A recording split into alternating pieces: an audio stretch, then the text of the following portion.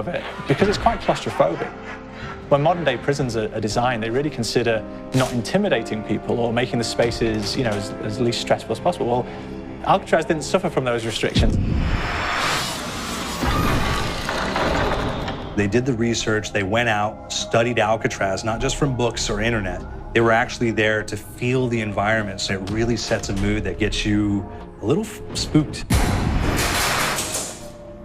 Well, we kind of started with the base layout of Alcatraz. The entire island we ended up roughing out in kind of a white box form, and then figuring out what play spaces we wanted to use out of that, what would be the most interesting areas to play in, and the connections between spaces, and spaces that the public doesn't necessarily get to go into. We really did a lot of pushing to really enhance that psychological horror aspect that we're really looking for, and this is a really good opportunity to really tell something special.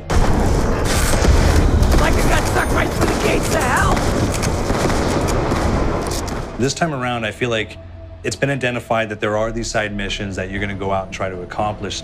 Al and the rest of the groups put together this escape plan, but the point is to get the parts and assemble this plane so they can get off the island.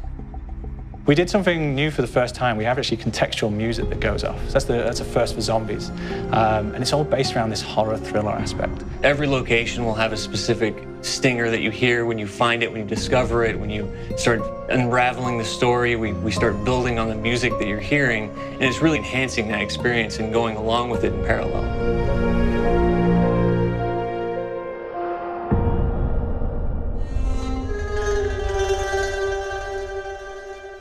Because we wanted to embrace this kind of horror thriller element, we wanted character actors, guys who could really embody someone and then convey emotion. So that's why we went for guys like Ray Liotta, getting in that kind of guy, you know, we wanted a frantic nature. So he plays a character called Billy Handsome, who's this kind of psychopath who would be employed by the mob to kill people in interesting ways. Chaz Palminteri, he plays a guy called Sal DeLuca, an old mob boss. Michael Madsen playing Finn O'Leary. He's kind of worked himself from the floor, you know, from the streets. He's got his hands dirty in the blood and the guts a couple of times. And then we had Joe Pantoliano, and he plays Arthur Arlington, who's nicknamed the Weasel. Those guys, they bring a quality and a subtlety and timing that you can't really identify or try to recreate. Bring it on, you dirtbags! You start off in the afterlife mode, and that's just going to be, you know, what's going on. You're going to try to solve the mystery from the second you start. Afterlife, to me, brings a new element, like a new puzzle element. It forces me to think a little bit more or look for the clues or kind of think of zombies on a slightly deeper level. You see clues throughout the map that tell you, ooh, perhaps if I'm in the afterlife, I can interact with this object, or there's some puzzle going on here that I need to be in the afterlife. Back east, I whacked a dirty dentist with one of these. Took forever, too. Alcatraz has a Civil War kind of fort background before it turned into a penitentiary.